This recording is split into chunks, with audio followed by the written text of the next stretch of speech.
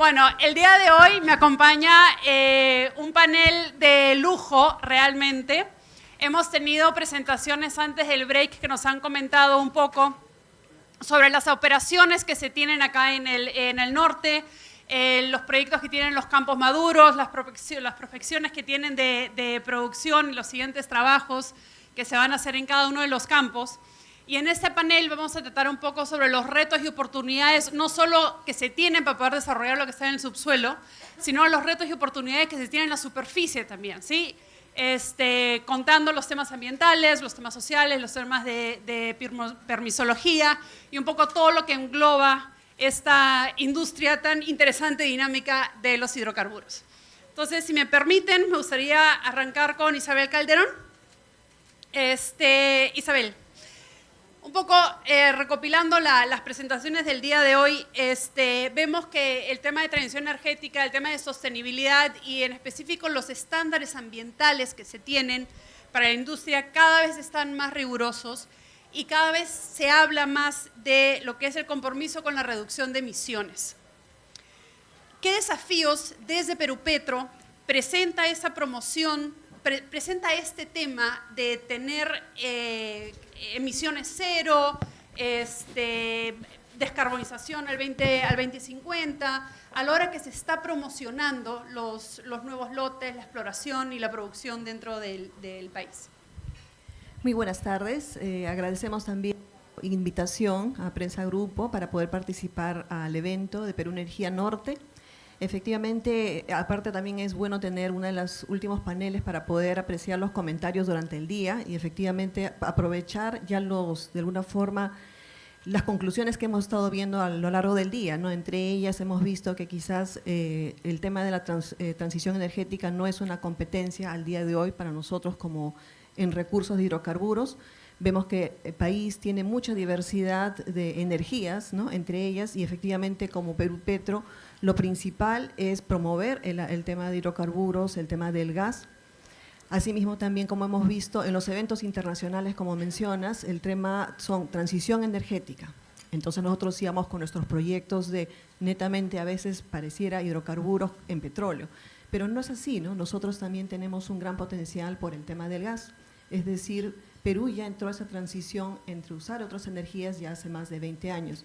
Camisea efectivamente es un proyecto que se descubrió en el aproximadamente 85, 86, y eso nos ha permitido que, bueno, después de haber hecho toda la confirmación, las pruebas, las certificaciones, que tiempo posterior se pueda llevar a cabo este proyecto y al día de hoy es un recurso indispensable y también vemos que nosotros somos competitivos en la región. Por otro lado, sin ir muy lejos, en la parte de Sudamérica, entre las otras agencias que también manejan la promoción por exploración principalmente, efectivamente hay países que tienen no necesariamente las ventajas que nosotros tenemos de tener el gas de Camisea, entonces ellos sí tienen que entrar a esa transición un poco mucho más rápido, ¿no? Uruguay efectivamente mete sus proyectos de promoción de exploración con otros recursos renovables, pero nosotros tenemos que aprovechar nuestro recurso al día de hoy, ¿no? Entonces vemos que yéndonos un poco más allá de la región, ¿no?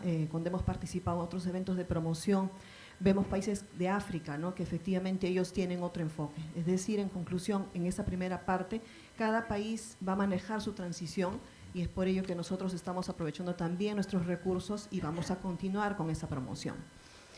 Por otro lado, efectivamente, al día de hoy solamente tenemos 6 contratos de exploración, ¿no? Y este año, afortunadamente, de estos 6, 3 de ellos que se encuentran al frente de la región de Lambayeque y La Libertad han hecho un proyecto bastante interesante, el cual consistió principalmente en el tema de la adquisición sísmica, ¿no? Un proyecto que está valorizado en más de 40 millones. Como hemos visto quizás un poco más temprano en los proyectos mineros, 70 y tantos proyectos equivalen a más de 300 millones. Este es un solo proyecto que al día de hoy ha resignificado en la parte de exploración, para no entrar ya al tema de producción, más de 40 millones.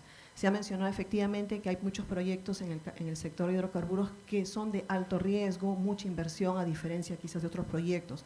Entonces, como vemos, ¿por qué menciono esto? ¿No? Que al final nuestra competencia no es tanto el tema de la transición energética, ¿no? Nuestros retos al día de hoy es ver que estos proyectos se lleven a cabo. En el caso de este proyecto de adquisición que se realizó este año, nosotros hemos estado comprometidos porque hemos visto que la contratista también ha estado comprometida con el proyecto para poder hacer la exploración. Es por eso que hemos estado acompañando en cada una de las intervenciones, hemos aperturado oficinas de enlace para que estos proyectos marchen, ¿no? Entonces, Perú Petro está comprometido con la actividad de exploración desde nuestro enfoque y en las posibilidades que tenemos al día de hoy. Gracias. Gracias, Isabel. Guillermo, desde OIG y la reciente entrada al lote 10, ¿cuál es la visión que trae la empresa en los temas de sostenibilidad? ¿Cómo trabajamos en este triángulo con 3 aristas de sostenibilidad? Sí, bueno, buenas tardes y gracias también por la invitación. Creo que es un poco el cliché que no solamente en hidrocarburos, pero en general en electricidad, minería y otros, ¿no? Si uno va a hacer inversiones a largo plazo, tienes que trabajar primero con seguridad. O sea, nosotros tenemos unas políticas de seguridad muy robustas. Tienes que trabajar cuidando el medio ambiente y tienes que trabajar también de la mano y con una comunicación muy transparente con tus stakeholders y en especial con las comunidades, ¿no? Como Ricardo había presentado anteriormente, en el lote 10 nosotros tenemos, o sea, se vienen muchos años con mucho trabajo y tenemos muchísimos retos, o sea, el primer año de perforaciones van a ser casi un pozo cada 2 días, o sea, para que vean la magnitud de lo que eso va a ser y en definitiva va a ser la inversión en hidrocarburos más fuerte. Pero todo esto acá se tiene que ver, como había dicho, primero en la parte de seguridad, y no solamente de seguridad entre nuestros trabajadores, sino con todos los contratistas. Y un reto mayor aún es que tenemos varias empresas de servicios que es del Alto o de Talara. Entonces hay que trabajar muchísimo con ellos y se viene trabajando muchísimo con ellos para los temas de seguridad. El otro es el cuidado del medio ambiente y ahí también ponemos un énfasis en realmente tener un cuidado del medio ambiente y no solamente tenerlo por escrito, sino predicarlo y conversarlo todos los días con todos los contratistas, con todos los trabajadores, y también es un tema sumamente relevante. El otro es el de trabajar con las comunidades. Como se había dicho anteriormente, casi el 75% de toda la mano de obra es de la zona de influencia. Y esto acá no es un resultado de los últimos meses, ¿no? O sea, por mucho tiempo Talara, El Alto, han venido creciendo gracias a hidrocarburos. Pero ellos, también había ciertas quejas que no se les contemplaba dentro de las operaciones. Y ahora estamos trabajando, ahora que nosotros como OIG hemos tomado control del lote 10, se está trabajando bastante con ellos. Y con las comunidades, si bien se hace también algunos trabajos sociales en relación a la salud, educación, infraestructura, lo que se quiere hacer es darles capacidades. Y darles capacidades no solamente en la parte de hidrocarburos, sino darles otras capacidades desde movimiento de tierras, de monitoreo ambiental, etcétera, ¿no? Y también darles oportunidades a que crean empresas y empresas de servicios que nosotros estamos contratando directamente del Alto y de Talara, ¿no? Eso es algo totalmente nuevo. Y estoy convencido, o sea, mira, durante muchos años siempre uno decía, oye, no,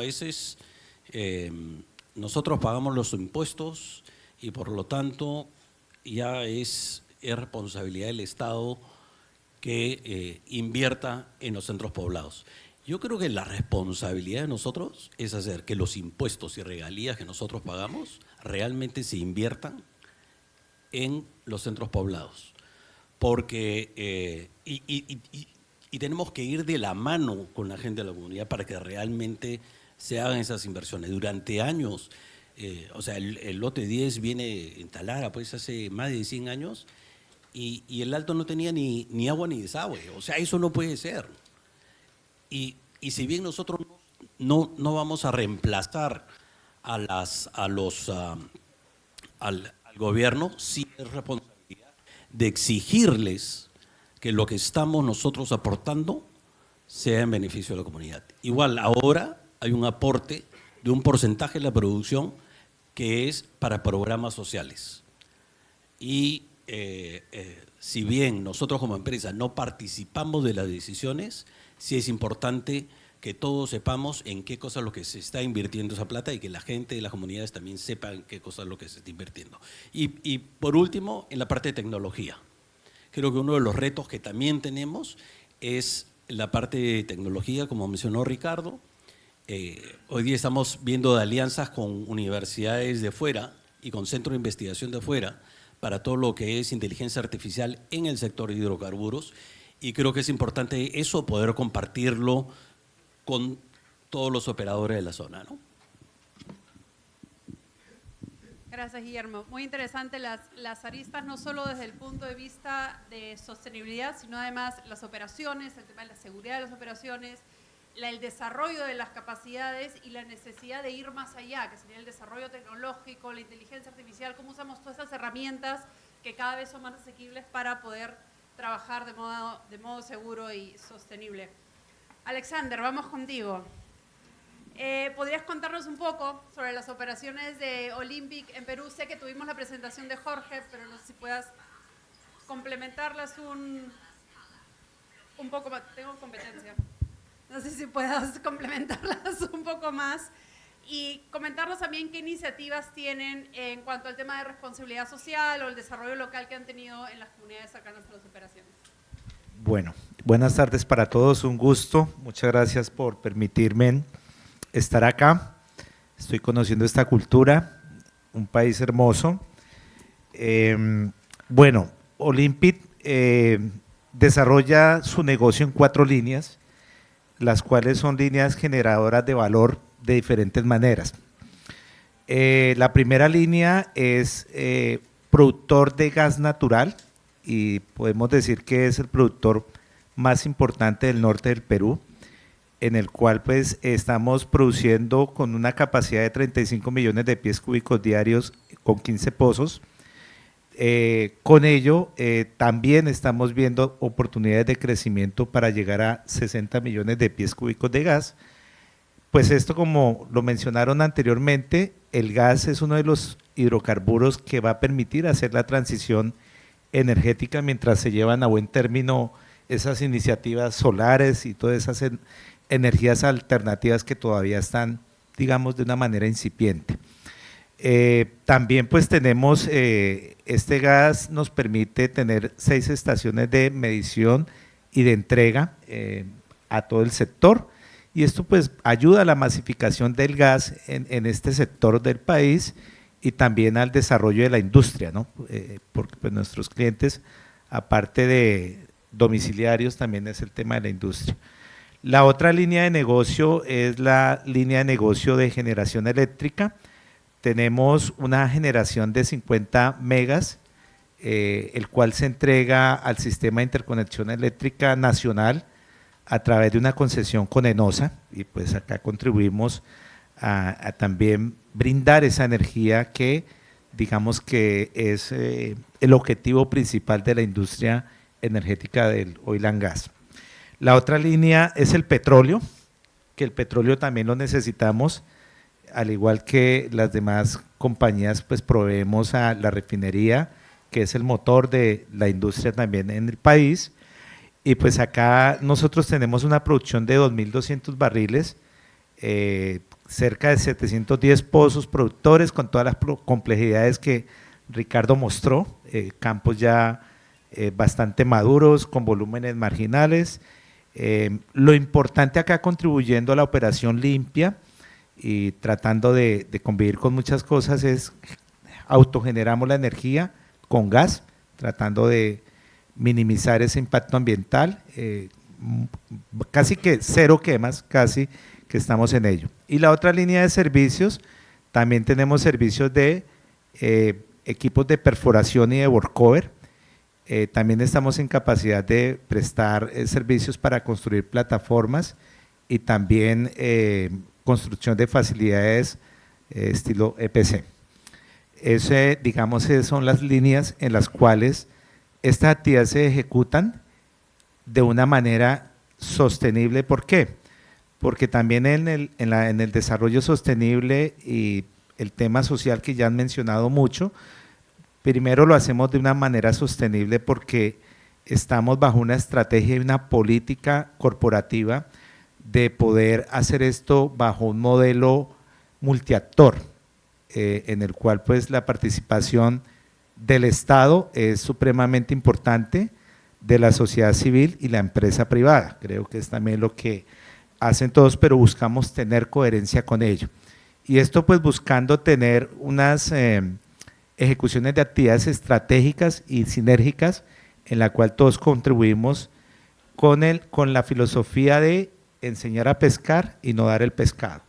Dentro de eso tenemos ejemplos, no voy a mencionar todos, pero sí hemos ayudado a las compañías a volverse empresarios, a volverse proveedores de bienes y servicios de las áreas locales. Y dos ejemplos bonitos que me han compartido es que hay una iniciativa de Compite 2024 en la cual una comunidad de campesinos del área les enseñamos a desarrollar proyectos, a vender proyectos, y gracias a eso el Estado les ha dado una partida 350.000 soles, ellos como comunidad como 150.000, y ahí estamos aportando también, y vamos a ayudarles a ellos para ejecutar y hacer seguimiento y control. Eso permite que ellos tengan un 20% de mejora en su productividad, esta comunidad campesina. Otro ejemplo es los pescadores, a estos pescadores artesanales a formalizarse, y también al gremio de mujeres volverse comercializadoras de este producto, evitando que hayan terceros y buscándole acercamiento con los clientes directos, restaurantes, supermercados, etcétera. Ese piloto que se inició va a iniciar ya a producir en vivo en enero del próximo año. Entonces son elementos en los cuales también queremos que estas áreas de influencia no dependan directamente del hidrocarburo, del gas, sino que aprendan a tener otras fuentes de ingresos y podamos hacerlo de esa manera. En el tema de sostenibilidad, pues es el tema de empleabilidad. Todas las compañías, el 90% de la mano de obra es de las áreas directas de influencia, de toda el área de Piura, el 90%. Y con orgullo hemos formado a personas de todos los niveles y tenemos profesionales en los cargos directos y de liderazgo de la compañía. Entonces esto es bonito porque también se está haciendo partícipe. Y por último, y no menos importante, digamos dentro del tema de competitividad, estamos también mejorando las competencias para que tengan una visión diferente y puedan ser nuestros proveedores en el futuro, para que tengan competitividad tanto en calidad como en costos y ayudarlos a crecer para que nos vean como una área, una industria que deja bienestar y crecimiento para todas las áreas. Es cambiando un poquito de que la industria del petróleo y del gas no viene a hacer daño, sino viene a desarrollar áreas, a desarrollar áreas de influencia para que crezcan, ¿no? Gracias, Alexander. Carlos, hemos escuchado los beneficios, los proyectos que se pueden generar con las operaciones de hidrocarburos. Perupetro está buscando atraer más inversiones para el país. Tenemos ejemplos espectaculares, la verdad, de poder haber desarrollado campos y los beneficios que trae tanto para el país como para las comunidades locales. ¿De qué pie estamos cojeando? ¿Cómo podemos sacarnos esa piedra en el zapato para poder realmente ser un país que produce su propia energía? Muchas gracias, gracias a Prensa Grupo por la invitación. Yo, cada una de mis últimas presentaciones, comienzo recordando a González Prada. En octubre se cumplieron 136 años de su discurso del Teatro Olimpo, cuando dijo: hay que acabar el pacto infame de hablar a media voz. Hay que hablar las cosas como son, objetivamente, sin maquillaje. Y comenzando por eso, debo de decir, primero saludar la presencia de Perú Petro. En estos últimos tiempos hay una nueva filosofía empresarial de Perú Petro que está presente en todos estos eventos. Antes había dejado de estar presente, con cualquier pretexto, pero nunca estaba presente. Y hoy día saludo que Perú Petro esté presente en todos estos eventos y con gente de primer nivel, como el caso de Isabel, por ejemplo, ¿no? En segundo lugar, la presencia del Ministerio de Energía y Minas, que también asiste a estos eventos. ¿Qué hacemos? Lo primero, sigo sosteniendo, lo primero es tener la tarea de fortalecer Perú Petro, institucionalmente, en funciones y en funcionarios. Perú Petro ha perdido el nivel de competencia que tenía antes, al extremo de que hay conflictos de competencia entre Perú Petro y entidades reguladoras, por ejemplo, Sinermin. O Sinermin le dice a los contratistas que sustenten los planes y programas que han presentado para el año X, y los contratistas le dicen a Sinermin: pero ya se lo sustenté a Perú Petro. No, me lo tienes que sustentar a mí. Si no me lo sustentas, hay un proceso administrativo sancionador. Y la ley dice que dos entidades del Estado no se pueden abocar a la misma materia. Y hay un conflicto de competencia por resolver en el Ministerio, en la presidencia del Consejo de Ministros, en la Secretaría de Función Pública, que hasta ahora no se resuelve. Otro tema que tengo que decir también es, mientras que no corrijamos la ley de canon y la ley de petróleo específicamente, el canon de petróleo, perdón, vamos a seguir con una barrera que impide que haya mayores inversiones. Ustedes revisen los contratos petroleros y hay muchos contratos en los que se establece que la regalía no puede ser menor al 20%. ¿Por qué? Para poder cubrir el canon de 18.75%. Y con 20% de regalía mínima, evidentemente nos quedamos fuera de competencia frente a Argentina, que pone una regalía flat de 12% y regalías de menos de 12% para campos marginales, o frente a Brasil de Lula, que sacó campos marginales con regalías de 5 y 10%, o frente a Colombia, que tiene regalía mínima de 8%.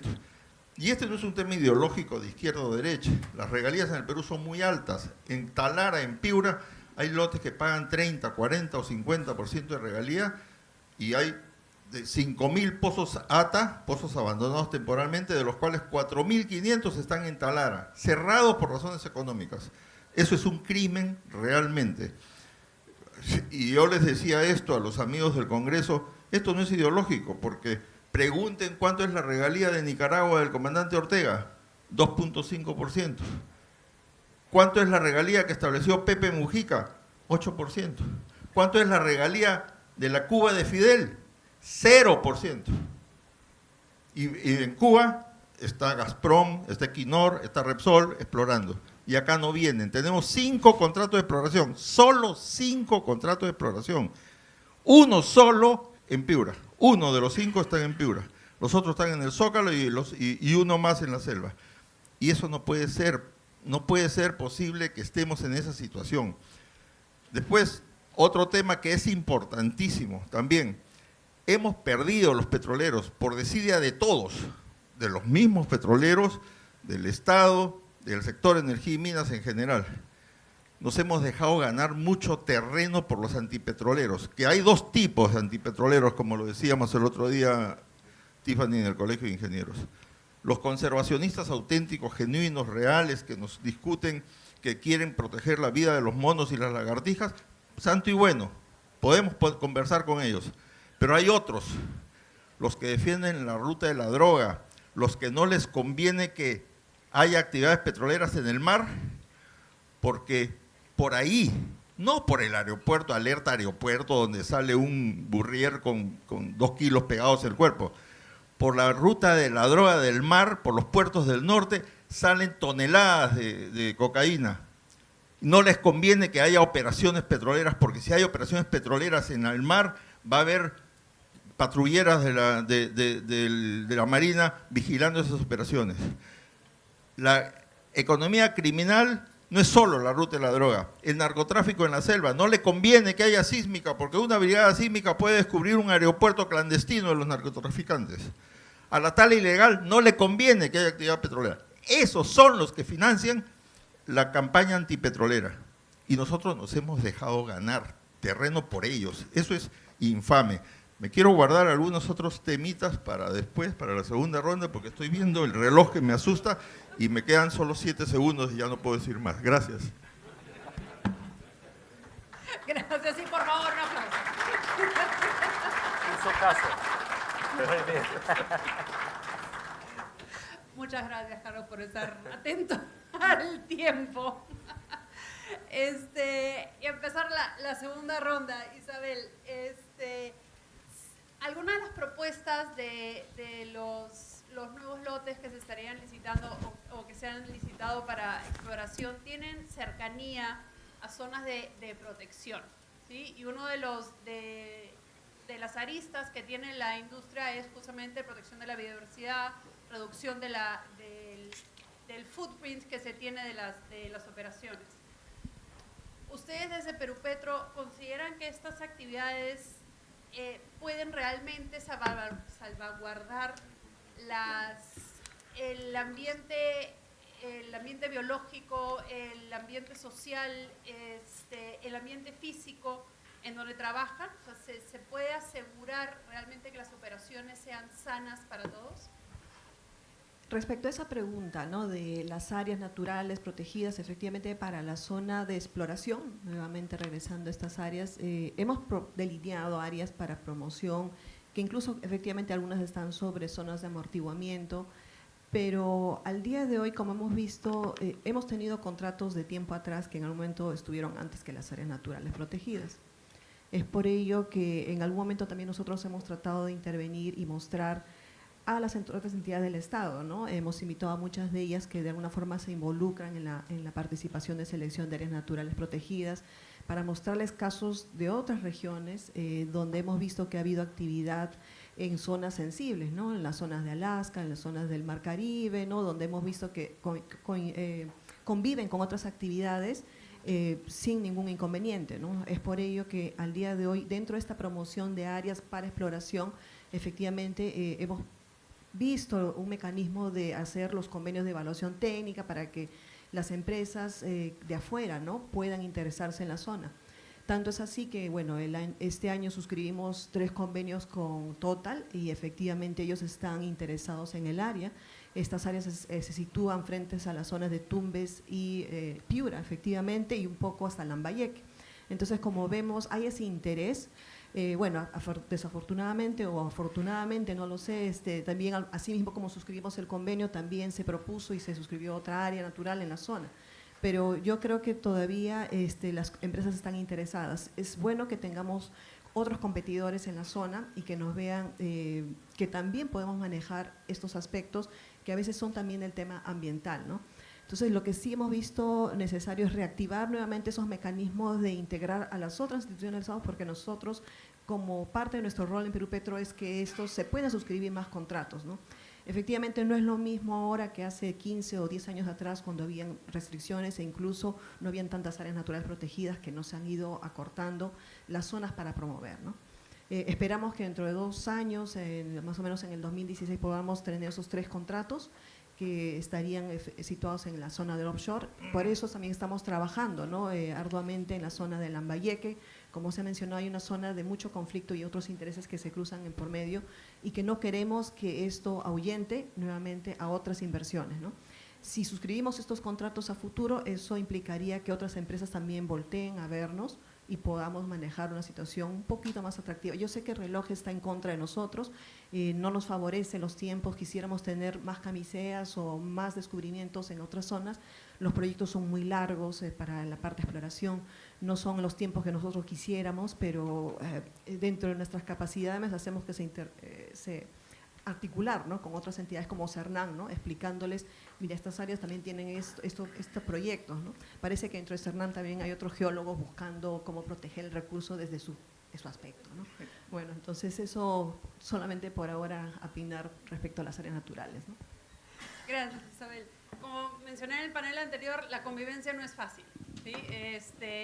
Y eso nuevamente no va hacia, o sea, no podemos convivir bien con los vecinos que a veces tenemos en los edificios, no es fácil convivir entre diferentes industrias y no es fácil convivir en unas áreas tan diversas como tenemos en el país. Entonces, tenemos que convivir en el tipo de energía, tenemos que convivir en los temas ambientales, tenemos que convivir cuidando los temas ambientales, cuidando los temas sociales. Y como mencionó Isabel, la industria ha cambiado en realidad. O sea, si ni siquiera hablamos por teléfono como lo hacían nuestros padres, porque ahora tenemos estos aparatos que hacen de todo, ¿no? La industria de hidrocarburos también ha cambiado, ha evolucionado. Entonces, ¿cómo hacemos para acompañar esa evolución? Y me lleva un poco a la segunda pregunta para ti, Guillermo, en el tema normativo, ¿cómo podemos un poco acelerar el proceso sin dejar de lado las salvaguardas que ya tenemos, ¿sí?, para proteger todos los recursos que tiene el país? Pero ¿cómo podemos un poco, o desde tu opinión, cómo podríamos mejorar un poco esta normativa para que vaya a la par de la evolución que ha tenido la industria? Gracias. Yo voy a ir un poco a lo que decía Carlos, ¿no? O sea, primero, acá es como volver a decir lo mismo. La industria de hidrocarburos de una crisis hace no sé cuánto tiempo que venimos hablando de lo mismo. Las inversiones que se han hecho en el sector, solamente en exploración, ha sido 2.3 millones de dólares en el 2022 y casi lo mismo en el 2023. No ha habido exploración, ¿no? Y sin embargo han habido muchos años en los cuales se han hecho inversiones tremendas y a partir de ahí cambió. O sea, es como que nos la creímos y entonces comenzamos a poner mucho más exigencias. Como consecuencia, no se han desarrollado mayores contratos. Y creo que más va no solamente al tema normativo, Tiffany, sino, o sea, sí, tenemos que tener un formato competitivo, tenemos que ser seguro y predecible, ¿no? Tenemos que ver los rules of law o aseguramiento de las leyes, porque estas son inversiones a largo plazo.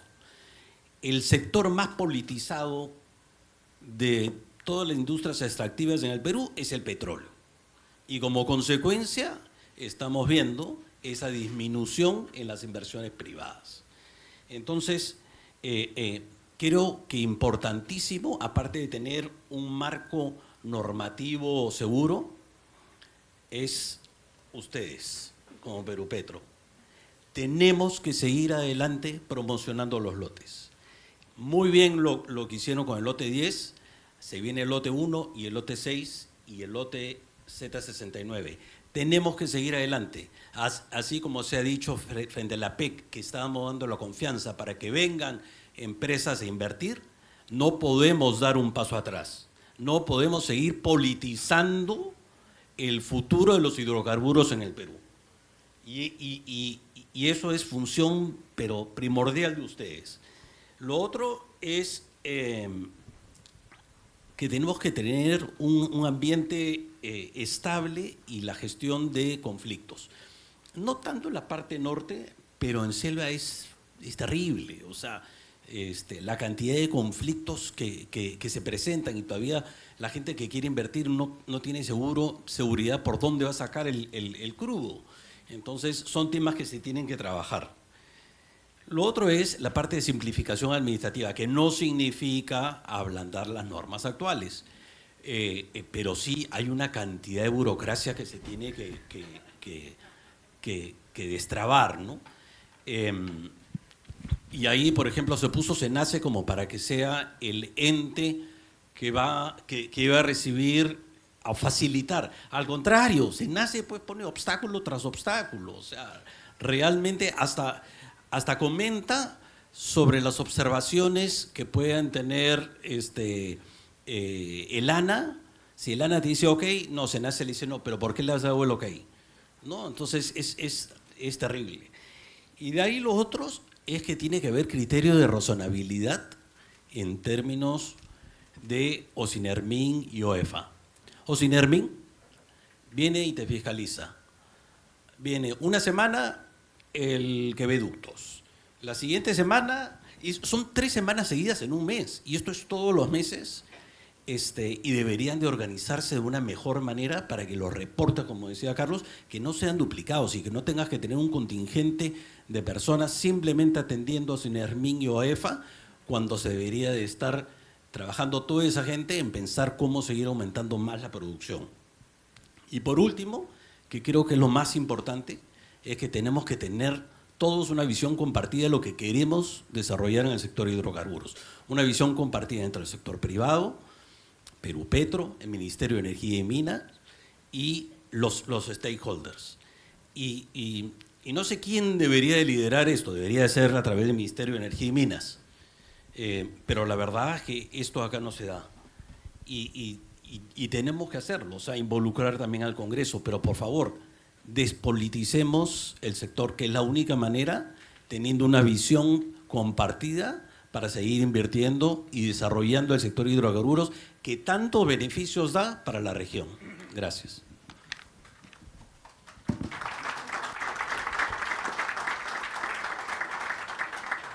Yo les dije, panelistas de lujo, realmente. Alexander, ustedes están, Olympic ha estado presente en el norte del Perú ya hace 25 años, ¿sí? ¿Qué desafíos han encontrado en el desarrollo de los campos? Muchos ya los han comentado antes los panelistas, pero si podrías comentarnos un poco qué desafíos han encontrado, cómo han ido superando un poco estos desafíos, si nos puedes comentar también sobre el tema tecnológico que pueden haber estado implementando. Bueno, los desafíos de Olympic no son diferentes a los de la industria. Realmente los desafíos son de la industria, y esto es en razón a que la industria, el desafío principal es demostrar al mundo, a la sociedad civil, a las autoridades, que podemos convivir, que esta industria puede desarrollarse en armonía con el entorno, con el medio ambiente, con la naturaleza, con la sociedad civil. Y tenemos ejemplos, hechos y datos en los cuales el lote 13 y otro lote cercano de una, entiendo, conviven con una comunidad campesina que es agricultura y que tienen unos verdes espectaculares. Se puede convivir, hay que hacerlo bien, hay que hacerlo de manera responsable.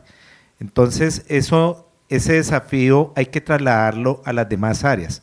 Digamos que eso es para generar la confianza de que sí se puede. Esa es la primera demostración, y eso va a ayudar mucho a que también las autoridades que vigilan y controlan no se excedan en poner requisitos más allá de lo mínimo que se requiere.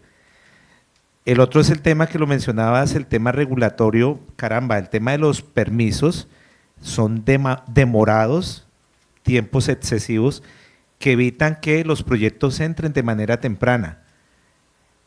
Esto es reactivar el desarrollo de hidrocarburos en este sector, ¿no? Pero acá tenemos que trabajar entre todos. Entonces también ese esquema multisector también es clave, y tenemos que trabajar en pro de ello para anticipar los proyectos. Y debemos no ponerle tantas cosas, ¿sí? En verdad que estoy sorprendido de eso, y en muchas partes del mundo ya se ha evolucionado.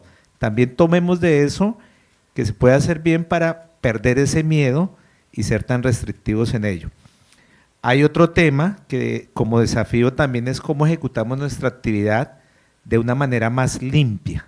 Tenemos que eliminar definitivamente todos nuestras quemas, tenemos que ejecutar bien nuestra actividad sin afectar tanto al medio ambiente, haciendo uso adecuado de los recursos, ¿sí? Entonces ahora paneles solares, etcétera, estamos realizando esto para que nos ayude a llevarlo. Esto, digamos. Ahora, el otro tema que nos atrasa y pues hace a veces antieconómicos los proyectos, no solo la regalía del 20 o del 30%, y más en estos campos marginales, también es la conflictividad social, porque donde esta industria opera, por lo general, son áreas de influencia en donde hay necesidades básicas insatisfechas por la ausencia del Estado, por muchas razones, y pues cuando llega Olympic o cualquier otra compañía, ven en esa compañía la oportunidad de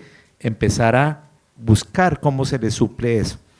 Entonces, pues esto es un negocio responsable, pero no se puede, digamos, ir más allá de ir a sustituir las responsabilidades de Estado y otros temas.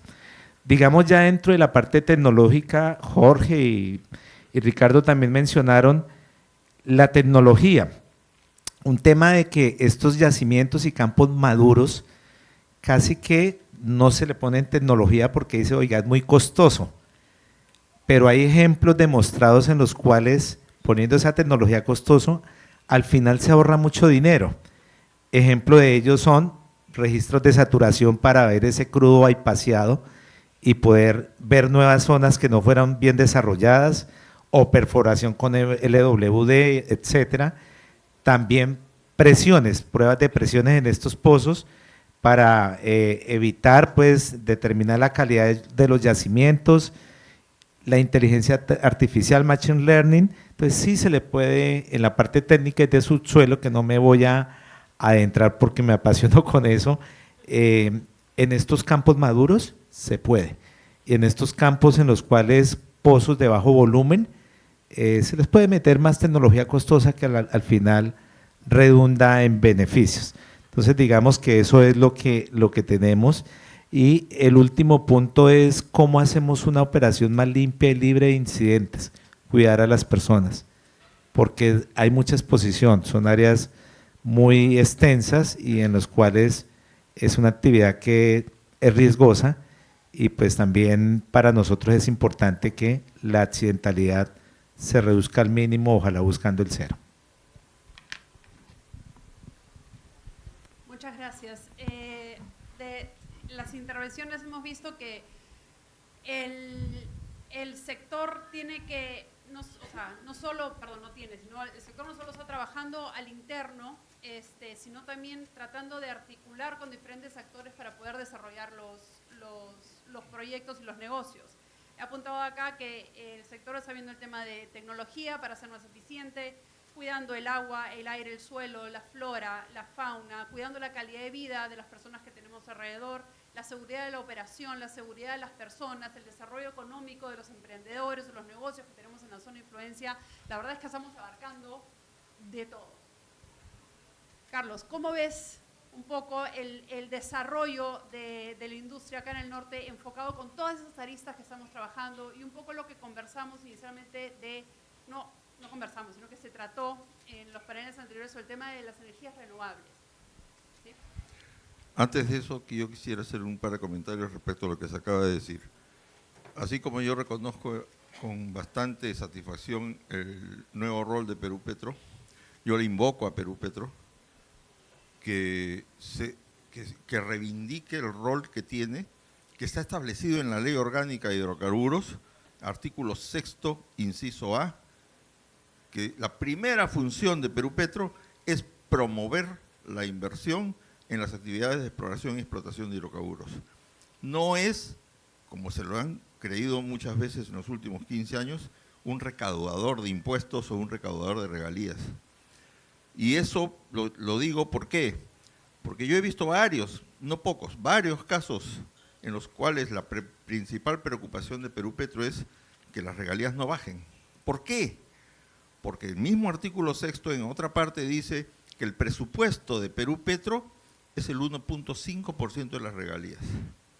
Entonces, si ustedes tienen un contrato donde hay 50% de regalía y ustedes le dicen, oye, con 50% de regalía llego al límite económico a la vuelta de la esquina, pero no te las puedo bajar. ¿Por qué no te las puedes bajar? Porque afecto mi presupuesto, pues. Si yo te bajo la regalía, baja mi presupuesto. Eso es algo que se tiene que corregir en la ley. Eso es importante. Respecto a los PIACIS, y a las áreas protegidas, en un evento como este, hace unos meses, el Perú Energía, creo que fue justamente, un congresista de Loreto nos decía, a la vuelta de mi casa hay uno de los dirigentes de una organización de nativos no contactados. O sea, un no contactado vivía a la vuelta de la casa de este congresista en Iquitos. A ese extremo hemos llegado. Y la campaña que hay, por ejemplo, para que Perú Petro no promocione la exploración en Candamo, no considera que en Candamo hay tala ilegal, hay narcotráfico y ellos sí pueden operar en Candamo, ¿no? Otro aspecto que también no quería dejar de mencionar es que en estos momentos tenemos 32 contratos. Hay 10 o 12 contratos que van a vencer en 10 años más o menos. Lo que necesitamos con urgencia es inversión inmediata. Mañana mismo tendrían que comenzar. Yo no puedo decir lo que debe hacer Perú Petro, pero yo sí puedo decir lo que yo haría si yo fuera Perú Petro. Yo llamaría a las empresas que tienen contratos de estos plazos remanentes cortos y les diría, si yo te propongo un contrato nuevo de 30 años, ¿estás dispuesto a renunciar a los 10 años que te quedan, a los 6 años que te quedan, a cambio de un programa de inversión de ejecución inmediata? Eso cambiaría y tendría una respuesta productiva también inmediata, que favorecería a la refinería Talara, que favorecería la operación del oleoducto norperuano. Son varios contratos en la selva y en la costa que van a vencer en 6, 8, 10 años. ¿Por qué no llamamos a esas empresas y decirle, te cambio un contrato de lo que te queda por uno de 30 años, pero invierte ahorita, hoy, mañana quiero ver ya que estás perforando pozos? Otro aspecto también que tiene que ver con el tema que mencionó Alexander, los conflictos sociales. Ustedes leen la Ley Orgánica de Hidrocarburos, artículo 31 y artículo 35. El contratista tiene el derecho al libre ingreso y salida del área de contrato. Sí, claro, mientras que no haya alguien que tome las instalaciones. Otro artículo dice, el Ministerio de Defensa y el Ministerio de Interior darán toda la seguridad necesaria para la continuidad de las operaciones. ¿Se cumple eso? Esto es solamente papel mojado. No se está cumpliendo y no se va a cumplir mientras que esas cosas no se penalicen. Otro aspecto es la calificación de empresas. No puede volver a suceder lo que pasó, por ejemplo, con el lote 8 o con el lote 5, que descalificaron a empresas porque el mal concebido concepto de patrimonio neto residual, le dijeron a una empresa, tú tienes inversiones comprometidas en el lote 95, 500 millones de dólares, y si yo te resto de tu patrimonio esos 500 millones de dólares, ya no te alcanza para darte el lote 8. Nosotros le dijimos, oye, pero si me vas a restar las inversiones, súmame el valor de las reservas que van a producir esas inversiones. No puede ser posible que me restes el valor de la semilla y no me sumes el valor de la cosecha. Eso hizo Perú Petro. Otro Perú Petro, por si acaso, otra administración de Perú Petro, ¿no? Eso no puede volver a suceder y si es necesario corregir ese reglamento, hay que corregirlo. Y el concepto de negociación directa, en las disposiciones que tiene Perú Petro de negociación directa dice, si tú eres una top 100, puedo negociar en forma directa contigo. Hubo una empresa que le pidió a Perú Petro, mi contrato va a terminar dentro de unos años, un lote que producía 600 o 700 barriles por día. Te propongo iniciar una negociación directa para un nuevo contrato. Y Perú Petro le dice, no, puedo negociar contigo si es que fueras top 100. Y nosotros le decíamos, ¿qué top 100 va a venir a Talara por un lote de 800 barriles, 600 barriles? Yo no me imagino a ExxonMobil viniendo a Talara por un lote marginal. Esas cosas no pueden volver a suceder. Y ahora sí, en el tema de las reservas, de la complementariedad que hablaba Yanin en el panel anterior, nosotros tenemos que ver dos cosas. Primero, que no somos enemigos de las energías renovables. Y segunda, que no podemos comprarnos el argumento de las naciones europeas que no tienen petróleo no tienen gas, no quieren seguir dependiendo del petróleo y del gas del Medio Oriente, de Rusia, y por eso apuestan por energías renovables y hablan del COP30, del COP50. Cada país tiene que diseñar su hoja de ruta de transición energética de acuerdo a sus posibilidades, a sus capacidades y a lo que tiene. ¿Qué gracia tiene que China tiene 60% de su matriz energética basada en carbón y a nosotros nos quieren crucificar diciendo, no, ya no puedes hacer emisiones porque eso contamina el ambiente? ¿Qué contamina el ambiente? Estados Unidos, sumen lo que contamina Estados Unidos, China e India en emisiones de carbono. Y a nosotros nos quieren decir, ya no produzca más petróleo. Tenemos que hacer nuestra ruta de transición energética en función de nuestras capacidades como petróleo, como gas, para que no suceda con el petróleo y el gas lo que pasó con el guano y con el salitre, que no se explotó, y están ahora de adorno solamente en las islas guaneras, ¿no? Gracias.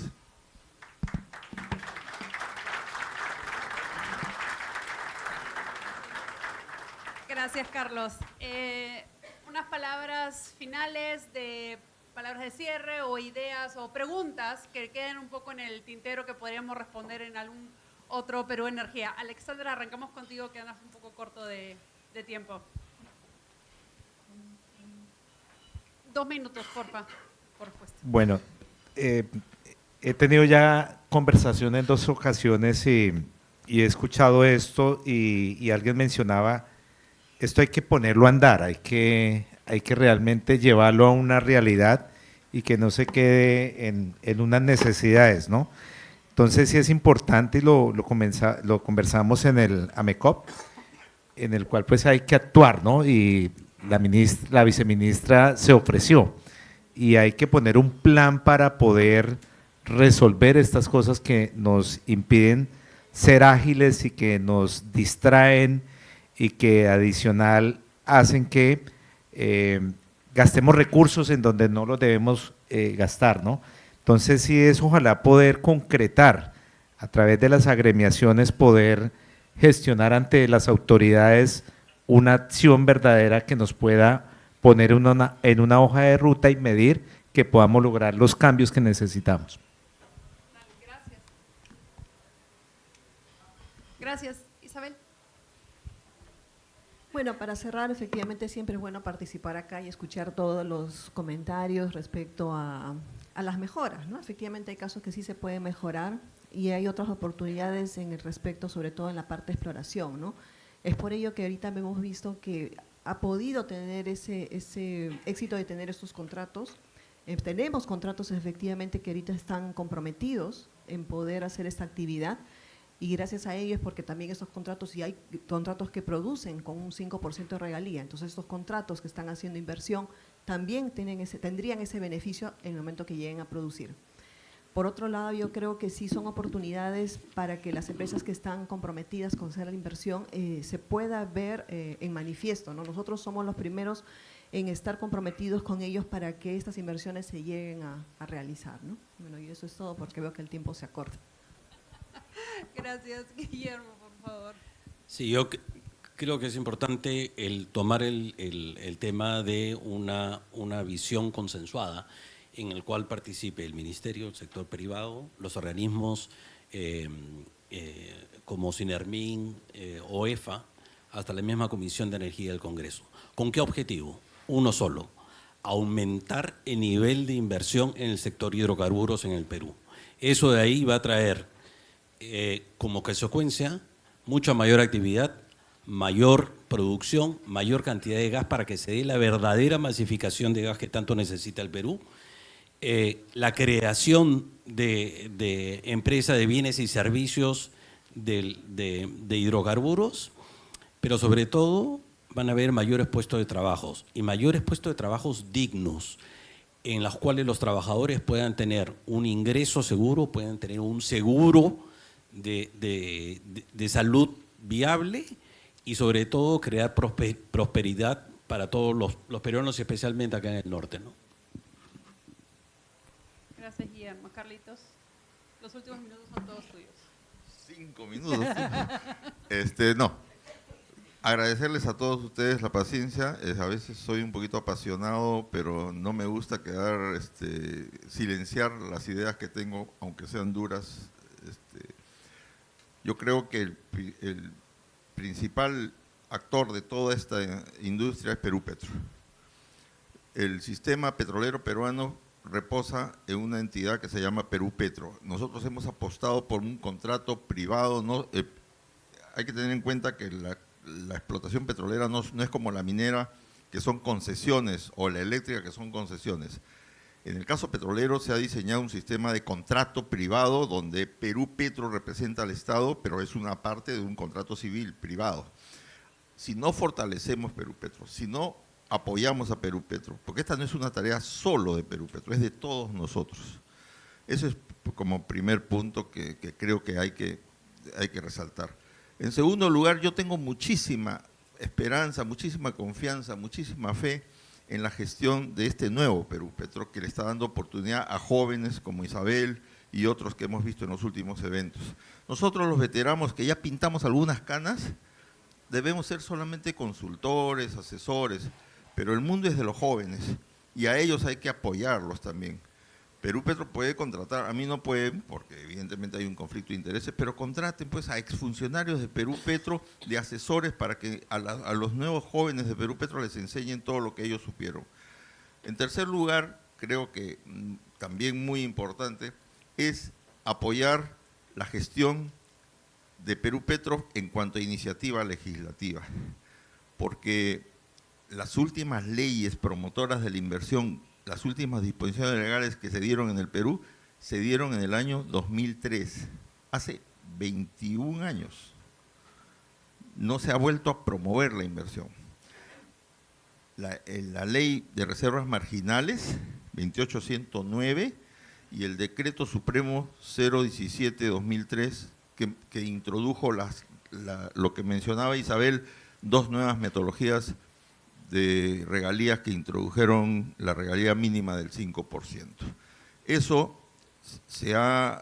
son las últimas medidas que se han dado y que deberíamos también impulsar para que Perú Petro vuelva a proponer otras medidas, como mencioné, la modificación de la ley del canon, la modificación del reglamento de calificación de empresas, la modificación del reglamento de estabilidad tributaria, etcétera. Este evento podría ser mucho más largo en este tema específico, porque los contratos petroleros son convenios patrimoniales. Lo que buscan las dos partes es negocio. Acá los dos buscamos un negocio. Entonces lo que tenemos que tener como objetivo es que esa gran renta petrolera sea distribuida de la mejor manera. Y no puede ser posible pues que crean que la mejor manera de distribuir esa renta petrolera es poniendo una regalía de 50%. No, eso es realmente dispararse al pie. Yo quiero agradecerles a todos y cada uno de ustedes la paciencia que han tenido conmigo y decirles que esto es una tarea de todos, empresas, Perú Petro, Ministerio de Energía y Minas, entidades reguladoras y también Petroperú. Porque no perdamos de vista que Petroperú es el dueño del oleoducto norperuano que va a traer el petróleo de la selva. No perdamos de vista que Petroperú es el dueño de la refinería Talara, que va a procesar el crudo de la selva y de Talara. Petroperú tiene que ser un actor importante, pero también tiene que entender que no puede aspirar, como ha dicho mi buen amigo Alejandro Narváez, creo que ayer o anteayer, tener lotes petroleros. Hay un reglamento de calificación de empresas que tiene que él pasar primero. Yo pregunto, ¿tú quieres participar en los lotes petroleros? Y tanto que hablan del modelo colombiano, en Colombia no le regalan nada a Ecopetrol. Si Ecopetrol quiere un contrato petrolero, compite con cualquier otra empresa en las licitaciones, en las rondas petroleras que hacen en Colombia. Esa puede ser la salida, está bien que compite entonces. Ese es un tema. Y otro tema es, ¿está en capacidad económica como para afrontar inversiones Petroperú en lotes petroleros? En este momento, mi mamá decía, la gallina no tiene agua para tomar, pero invita al pato a nadar. Muchas gracias.